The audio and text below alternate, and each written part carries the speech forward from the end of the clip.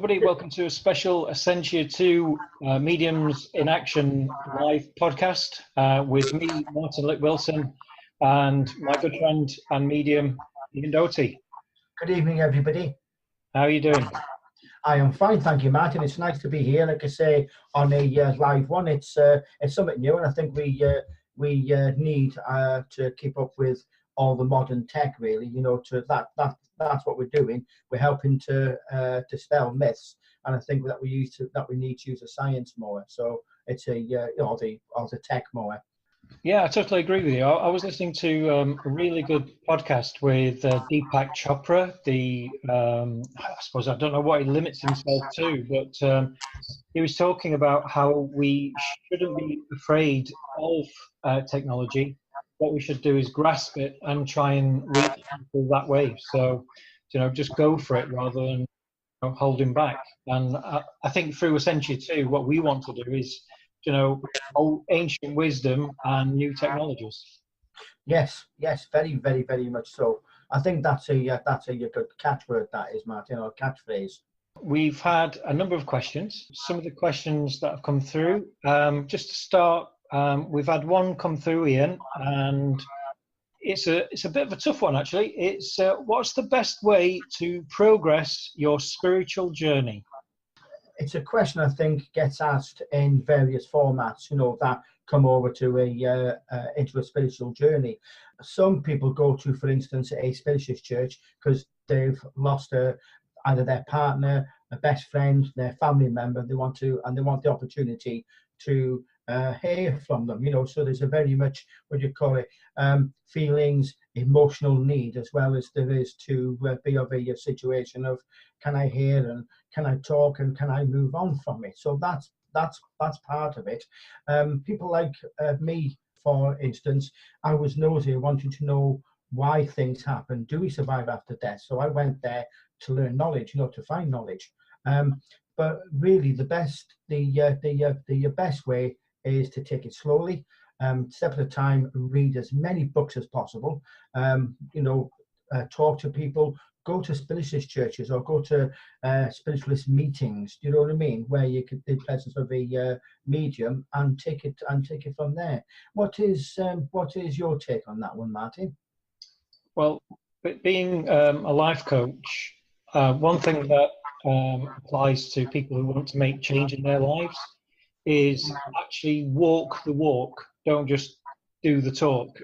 So if you are wanting to kind of have spirituality in any form you want, and this is probably applies to whether you want to join a religion or whether you want to harbour particular beliefs or you want to develop your mediumship or psychic ability, is literally do what Ian said, where you've got to start to live it, start to read, start to test it, start to experiment with it, start to develop yourself.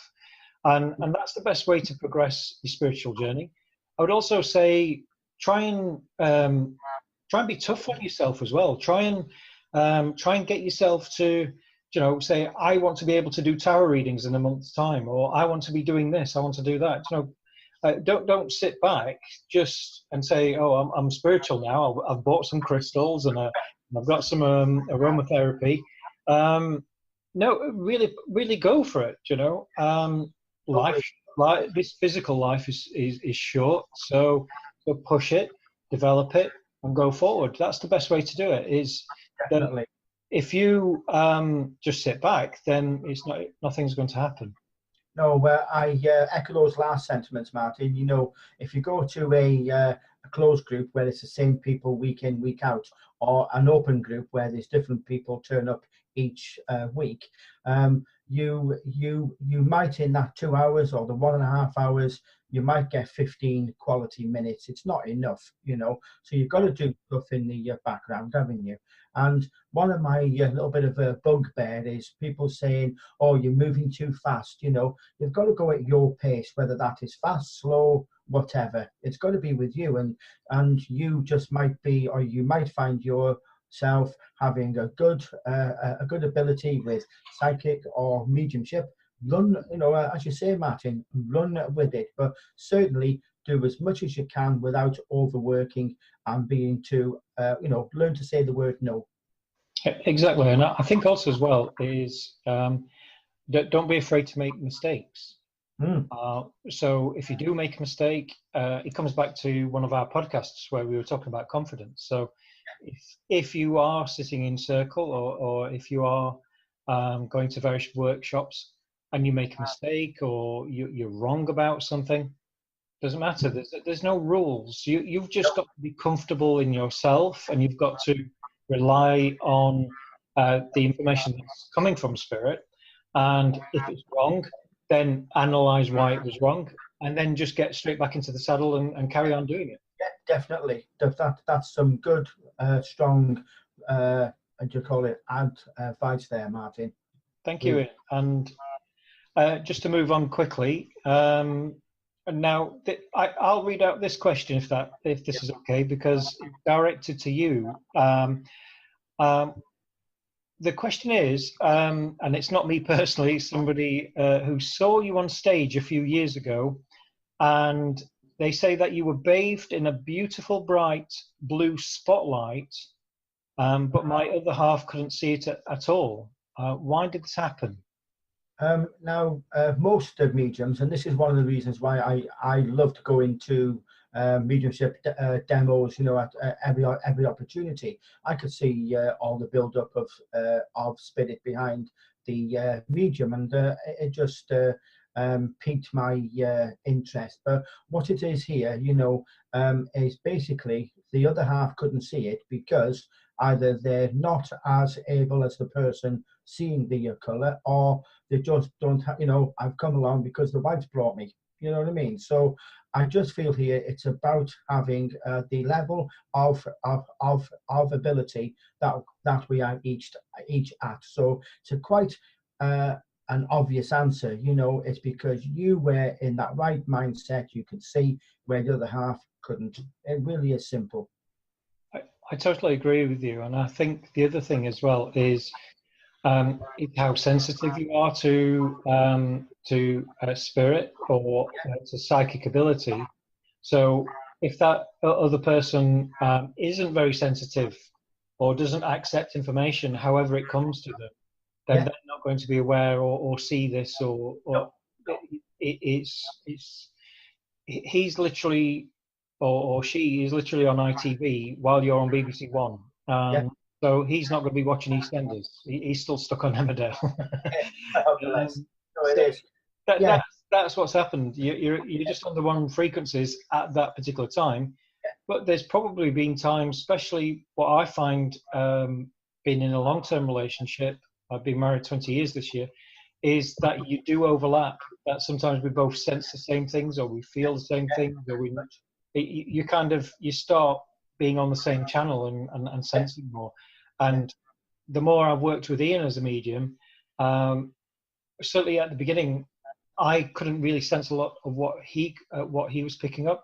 But I do know that in this last 3 years working with him, which has been a fantastic pleasure at some amazing venue, he's been picking things up, and I've physically seen them before he's even started talking. I can mentally see them. So again, it's where we're working together and we're attuned. So I think, as I say, in this circumstance, you're just not tuned in at the right time.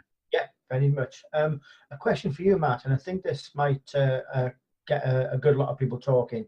Person sent this in. Thank you for the question. And it goes, I would like to know how one can open up spiritually again after a sudden and traumatic loss. Oh, right. Okay.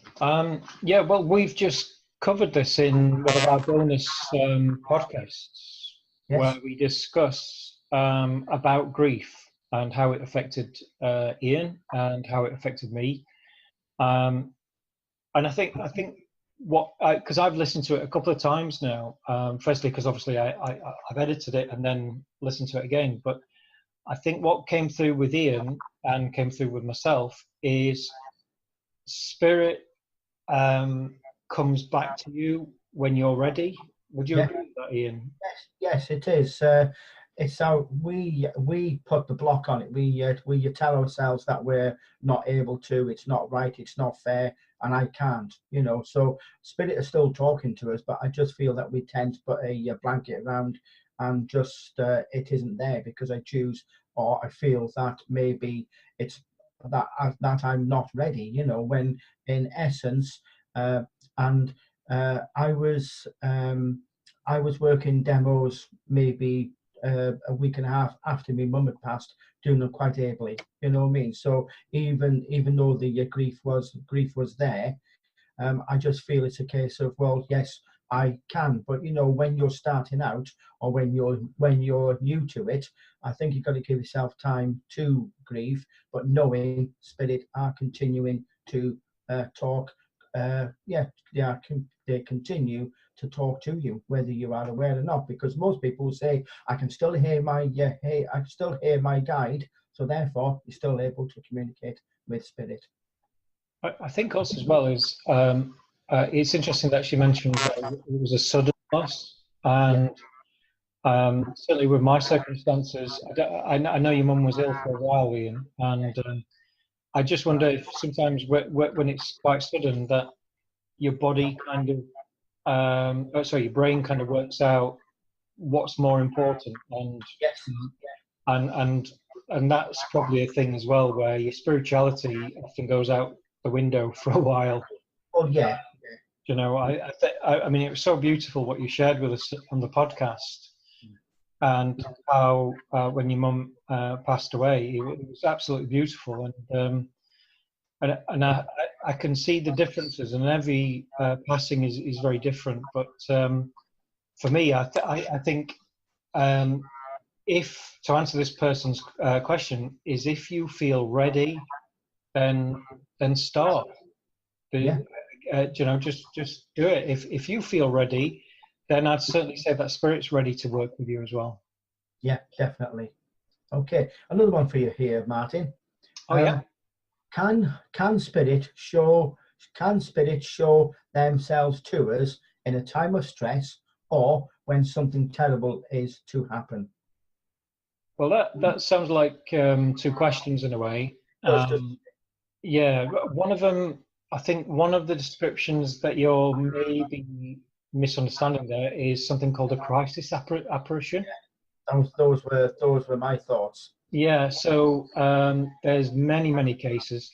Certainly in the Victorian times, they were very, very popular. There's a lot of folkloric crisis apparitions. And what tends to happen is you will have, in fact, a very famous one is Lord Kitchener. Yeah. Lord Kitchener was out at sea, I believe it was World War One, and as he was out there, his ship got bombed, and he appeared thousands of miles away to his wife in their front living room next to the mantelpiece, and she knew it was her husband. What she didn't know is exactly at that same time was when he would have died and at sea. And so there's loads of these apparitions that are just before the time of death or at the time of death, or sometimes just after death, that an apparition appears to warn the other person. You could say that this could be mediumship, but I think psychic ability has something to play here, especially with people who are very close bonded together. Would you agree, Ian? Yeah, definitely. There is always, I do believe, a very strong link. Husband, wife, mother, child, whatever. I do feel it. I do feel it has to be there. Otherwise, it'd be much more common than it is now.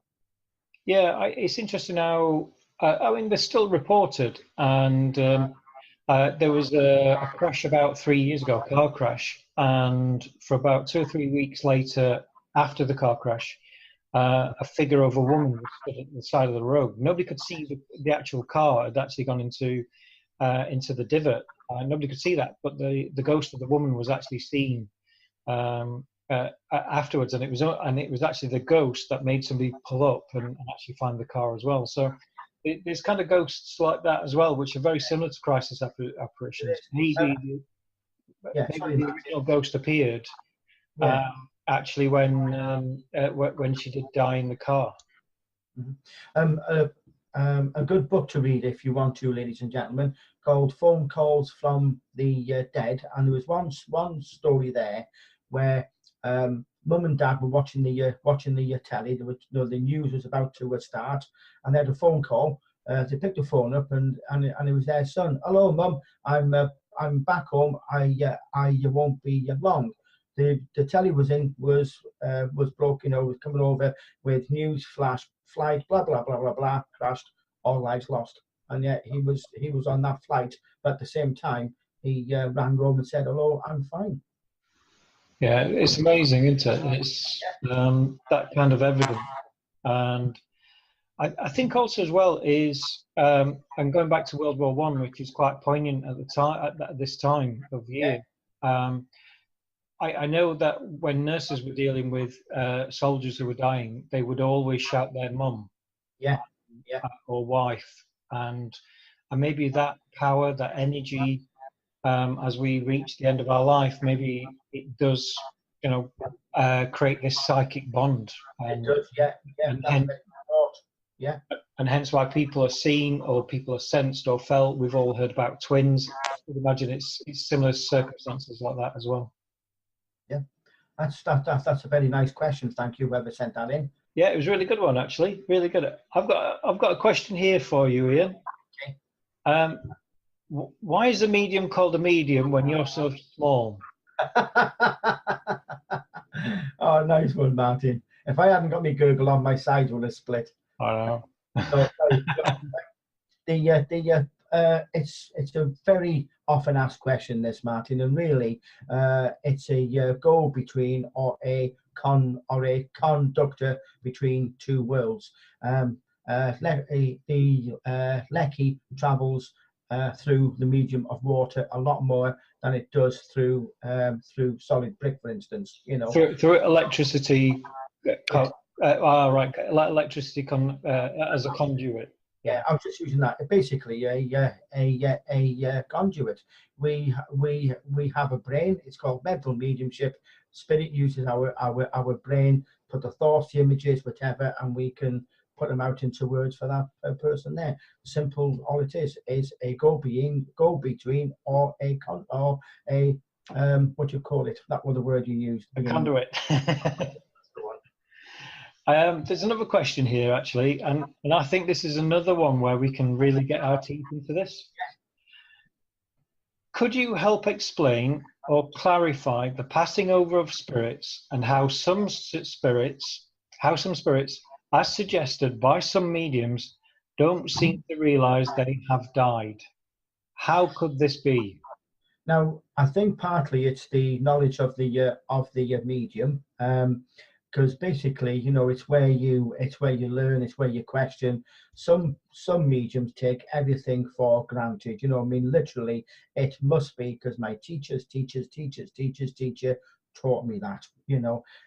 This is where we were mentioning earlier, wasn't it, Martin? You have to find your own answers. Now, there's a misconception, I do believe, that if somebody gets hit by a car, that suddenly they haven't got a clue where they are. Like out of Patrick Swayze out of Ghost. Suddenly he hadn't got a clue what was going on.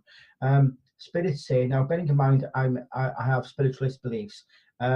Spirits say that the spirit within us knows when it is the time of our passing. The physical body doesn't. The spirit knows. They can choose to say and think how it felt, or they can just start to step away at that time and not feel anything. Yeah. Now, when people pass over, I think what this question might be asking as well is, why does it take some spirit longer to say hello than others? Yeah.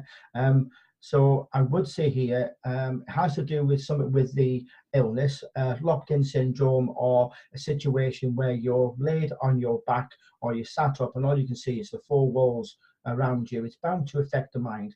Bearing in mind mental mediumship, when we go to spirit world, if you believe in that, then it's very much a case of you are using thought, because obviously haven't got a physical body, so you can't use words and stuff. It's all to do with thought. So if the mind is somewhat clouded through illness, disease, whatever, then it may be more difficult to start to come through at first. Belief has absolutely nothing to do with it whatsoever. Yeah, it's all to do, I do believe, with the method of passing, the illness wise. If it's fast, if it's long, I don't feel it does matter. Again, when you talk about some of the TV haunted programs, then they put over a lot of I was going to swear there. They put over a lot of rubbish, but people take it as granted. What is your slant on that, Martin? Yeah, similar to yours. From my point of view, I think media and has certainly slanted spiritualism and spirit as a term. I mean, obviously, as you know, I'm not a spiritualist, but I certainly believe that there is some form of transitioning into the spirit world or consciousness, whatever you want to call it. And I think as mediums, we're looking to interpret what we're encountering or what we are experiencing, and I think this is why certain mediums, they will believe that this person doesn't know that they're dead, they're walking around, and I don't believe that for a moment. I think it's a bad interpretation. Yeah. I think a similar interpretation is where if it's dark, there's evil, or there's a black monk. There's a little girl called Emily. It's exactly the same. It's interpretation, and then we allow our archetypes, which are very inbuilt, all the way through back to when we were prehistoric. Our inbuilt ideal of when we encounter something. So especially working as a medium, we're dealing with the unknown. So if we see something all dark and black stood in front of us, our first instinct is to say, that's evil. Oh, it's evil. It's evil. It's a monk, but it's evil. Mm-hmm. But actually, it's not. It's just our interpretation. We're not listening to spirit. We're not listening to our spirit guides. We're not listening to ourselves, and instead we're letting our brain take over. And I think that's where this information's come from, that he was dead. I think also is I'm pretty sure that this must stem from fiction, from Victorian or early Edwardian, where as a horror story, being dead but not knowing you're dead kind of affects everybody. And so I think this is again kind of one of those questions that it lingers around, and we ask those questions. But as a medium, I can simply say that when you're dead, you know you're dead. There is a transition, but when you do die, it's beautiful. It's far beyond our imagination from what happened after we've passed. The thing is, we could have a whole episode on that, couldn't we? You know what I mean? Just on that one topic. That question really is. It's pretty amazing, actually, because this ties in as well. The next question. I found it hard to understand how it is a generalization that when people pass, they no longer suffer or feel pain. Yet one comes across mediums who suggest that there are tormented spirits. Yeah. I want to jump in here, Ian, because I think we've just answered that question. I think we have. It's misunderstanding what is going on. Right then. Why should the pain continue? I think just to let people know, if anybody's thinking that a relative or a loved one died of a particular terrible, painful disease or like cancer or something, they think that pain continues in death. It doesn't. It definitely doesn't. You have a physical body for one, so it can't. I think also as well is I think there's a good term where people say they're released from their body, and when they release from that, they move into a higher consciousness. You're not going to live like how you live now. You're not going to be wondering if Manchester United won this weekend. You're on a higher plane. You're on a higher conscious. You've got other things to do. Rather, you've moved on from that.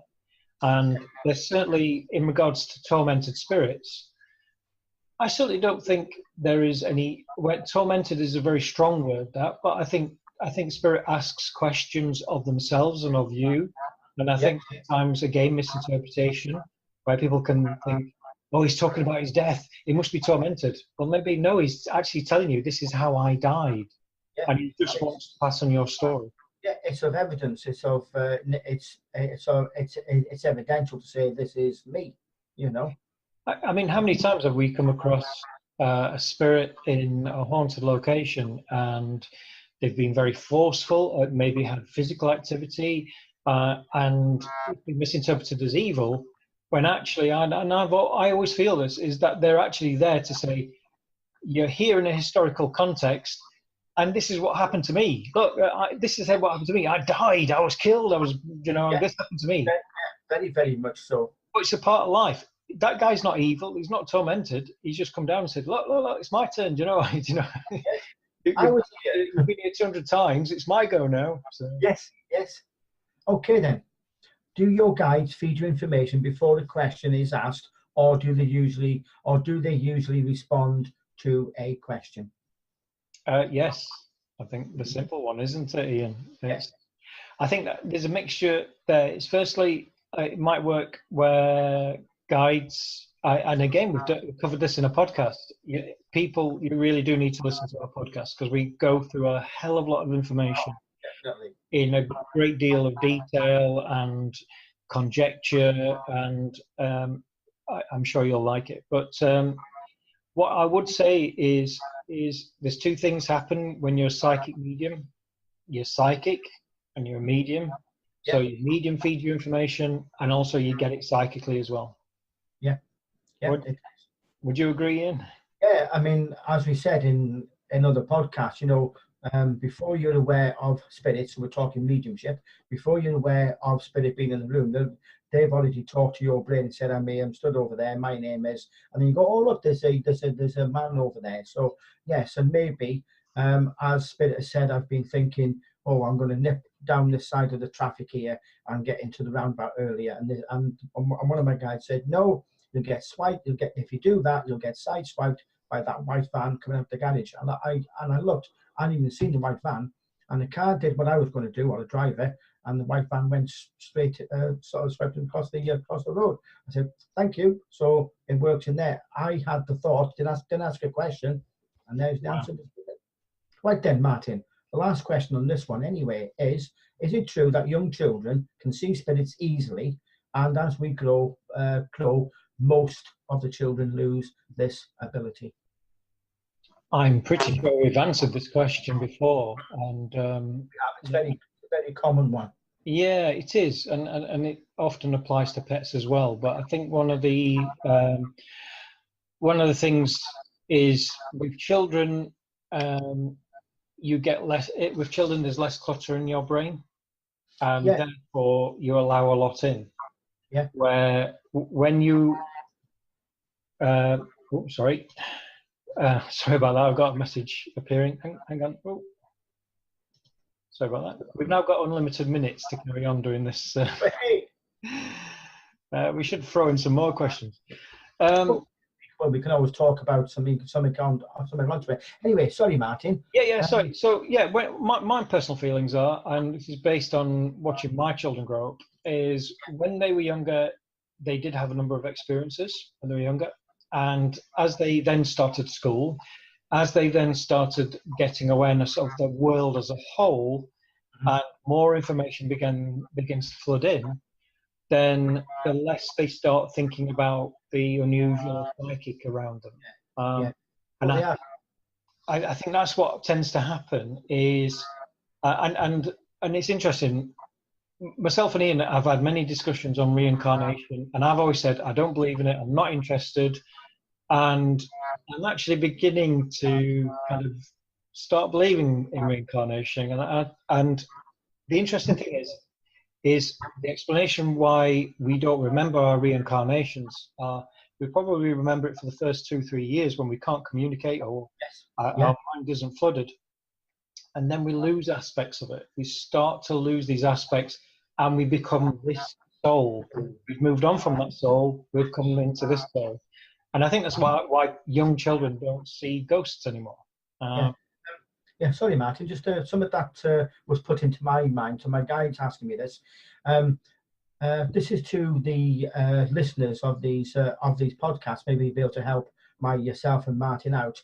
There was a series of programs. I think that I'm not quite sure whether on ITV or it was Sky, but a series of 6 or 7 of them, and they all recounted stories of a child who gave information. One was this child kept on saying, "I've got a bad leg, it's hurting around the top of my calf," and he's doing this. He mentioned the battlefield. He said, "I got shot, I fell off my horse, I didn't die on the battlefield." He even drew a picture of the battlefield, and they found it. It was in Russia, and he was a gentleman who got it was Russia. He got shot in the leg, fell off his horse, he got carried away, and he died because they couldn't fix it, basically. But he told that even the order of battle, it was 200 or 300 years before he was born. Wow. So if you can understand what I'm saying here, ladies and gentlemen, and point myself and Martin either a PM or an email, then please let us know. It'd be good just to reference them, I think, Martin, and have a look up. But there's about 6 or 7 of them. Yeah, it's interesting, really. It's as I say, I have investigated cases of reincarnation, and some of them have been quite obvious. I suppose hidden fantasies that people believe that they were that in the previous life. Yeah. But I certainly believe that there could be cases, and it's interesting how you can get 10 people in a room and you can say, what era of history are you interested in? And they'll have a particular era or particular.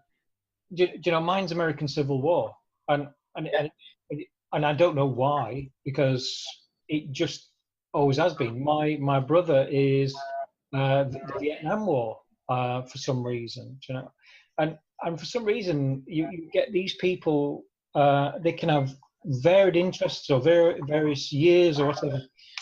And one of the explanations, the reason why it resonates with you is that actually, you've been reincarnated from that era. Yeah.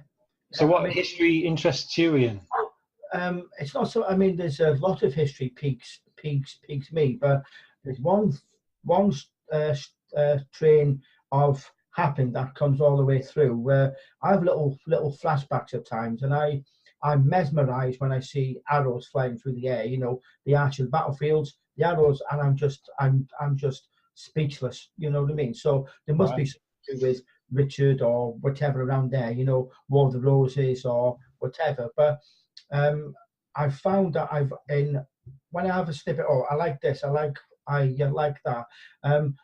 It's always been where I've been in uniform. Even in this life, I've been in uniform. And it's a recurring theme.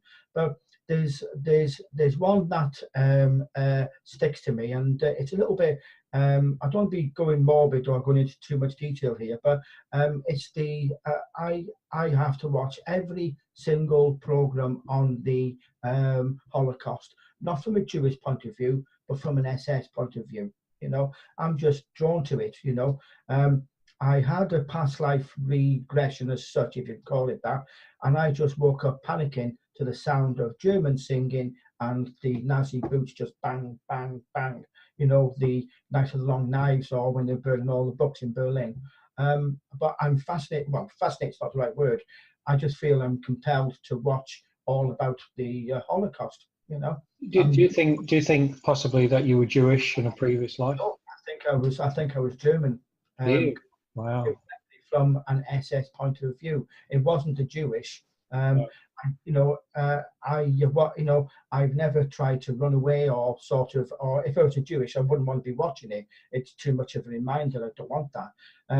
I don't watch it because I think, oh wow, it's great. I watch it because I just feel compelled to do so. But again, it's a military uniform. Yeah. It fits all the way through.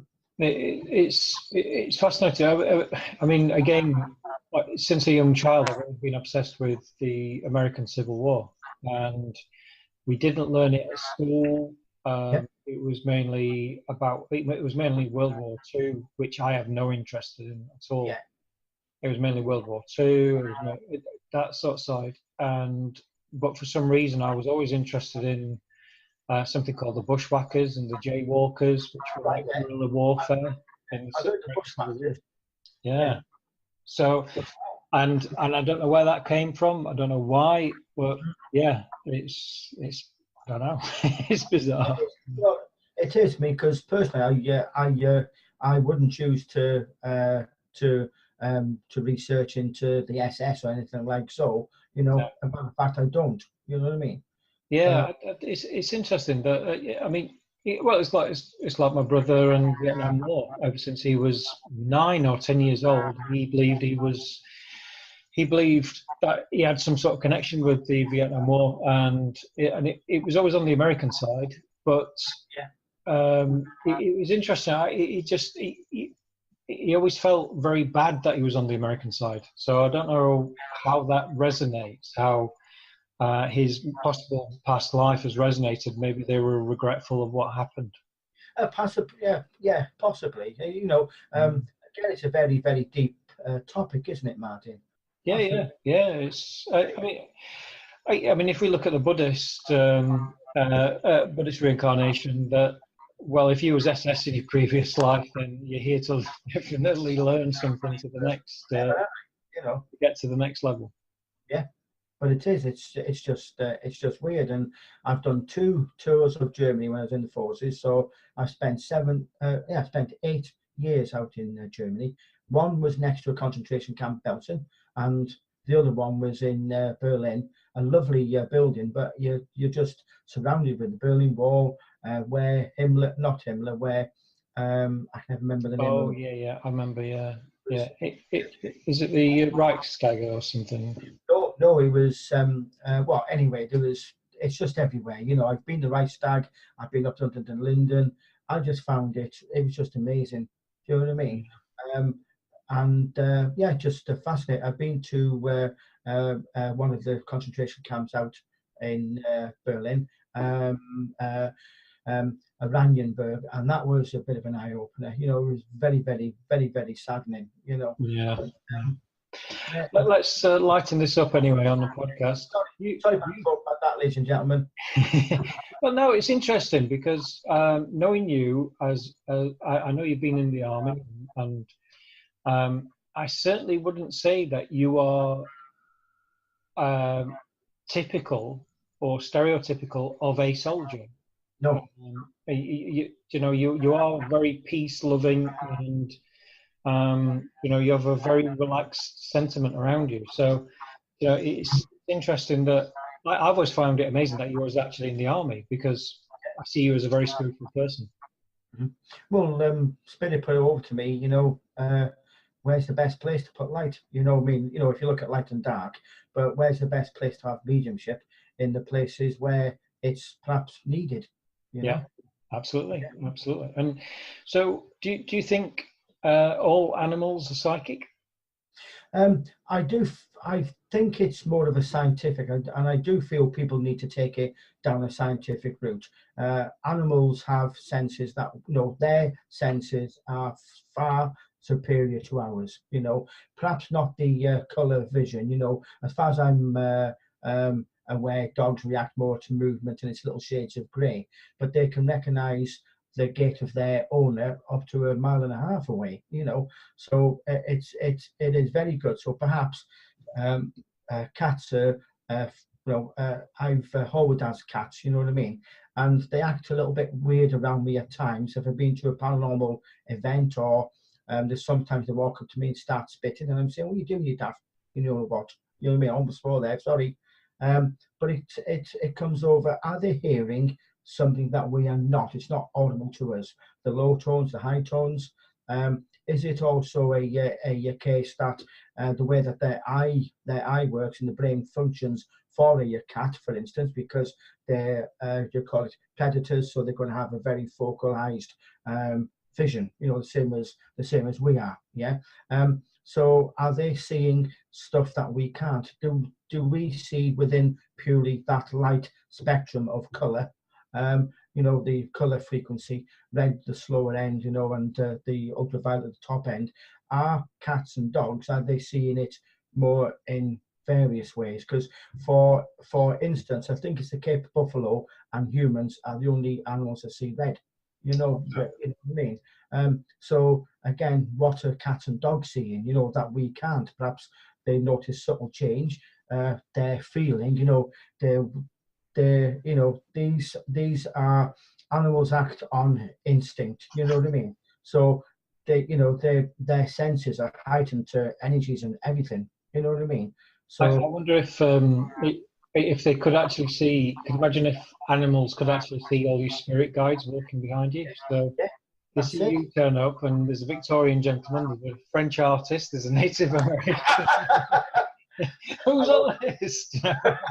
I'm sitting at you thinking, what's he doing? Yeah, honestly, it's ever so weird though when you put it that way. Are they though? You know what I mean? Because Well, I mean, that's what I was thinking the other day. I was thinking, you know, I work with Millicent, and I work with Joseph, who's become very strong in my life this year, and from a magical perspective, there's other guys, and I thought, God, if somebody could see all this walking round with me, I'd be like, and especially like, with yourself, you know, a Native American, a Victorian, a French artist, and, you know, I know it's a good job. I was looking over some of my feedback from some of my artwork and what I posted on my Facebook page, and there's a much closer link coming between me and who I call Charcoal Man.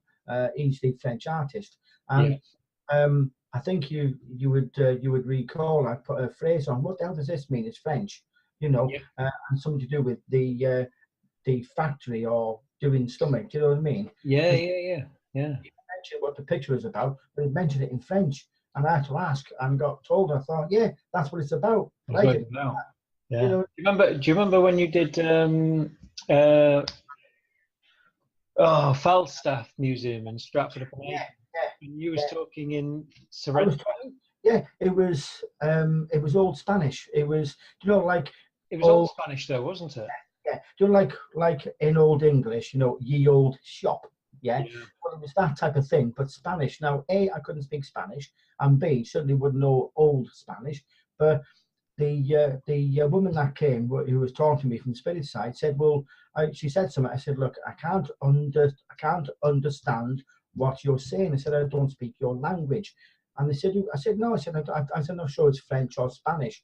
So I made a couple of tried to copy the word best I could, and because the spirit woman said, "There's somebody here who speaks my language," and the woman said, "Yeah, I speak it, and it is Spanish."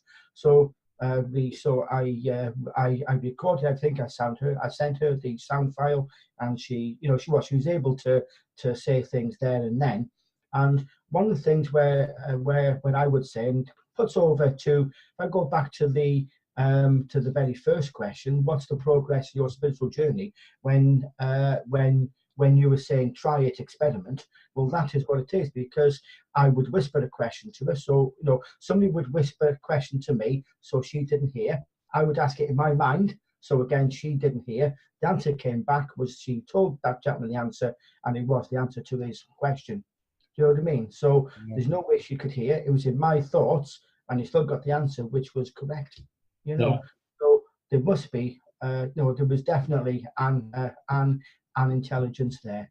You know, have you had anything happen like that to yourself, or in a paranormal investigation? You know, either fright nights or outside fright nights?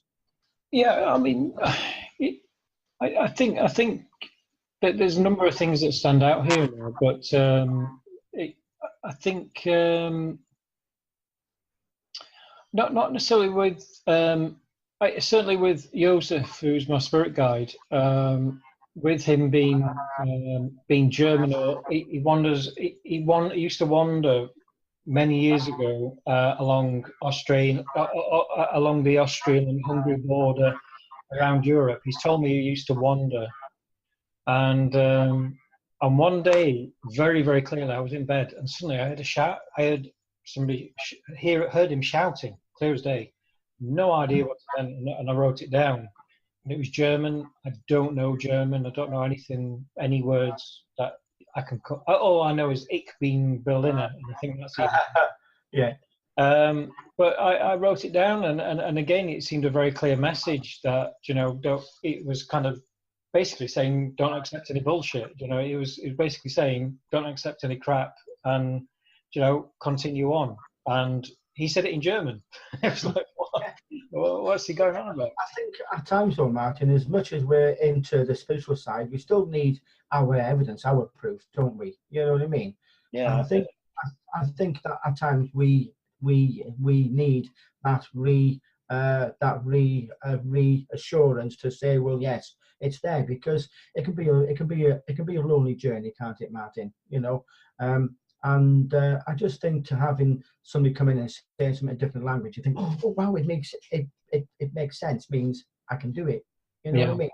Yeah, and it comes back to what we were saying about mediumship. And it is about perseverance. It is about continuing on, and it is also a bit of confidence. And your confidence can easily get knocked. But you do have to look at your past glories, and you do have to look at, you know, the kind of evidence you delivered in the past. And certainly with working with Ian and seeing the things he's done over the last 18 years, it's just been incredible. And I think you only have to look at just Ian's history, really, just to see that, yes, there is a spirit world. Yes, there is spirit, and life continues on. And as I said before, it is about continuing on. And that's what we're doing with Essential 2, is we're removing that rubbish to continue on. We're kind of resetting spiritualism for a new generation to continue forward without the baggage of what's been collected over the last 30 years. I do. I think that, you know, they open up the chakras, they're doing this, they're doing that, which is total nonsense from my point of view. You know, I'm getting down to what it is. It's brass tacks. You know, it's science. It's understanding, bringing the two worlds under one, basically. I think it's like I think, again, we've talked about it, but essentially for us was that we have worked with a lot of mediums. I've worked with, you know, hundreds of mediums. I've seen how different people work, how different people act, literally act. And I've been quite disgusted, because my background is from a very early age of seeing spiritualist mediums. Yeah. And then to see people act in a way that is unbecoming to spiritualism, even though I'm not a spiritualist myself, makes me want to try and roll back the years and say, right, you know, let's reset this, so that people going forward, I've got some good foundation to build on. Not to add baggage, but to start again and build on again. And that's what we do in our courses. This is what we're doing with these sessions that we'll be launching as well. So thank you very much, everybody, for taking part in our first live podcast. It's really appreciated that you took part, joined in, sent in your questions, and we'll have another live podcast very soon. Thank you. Thank you, folks. Bye-bye.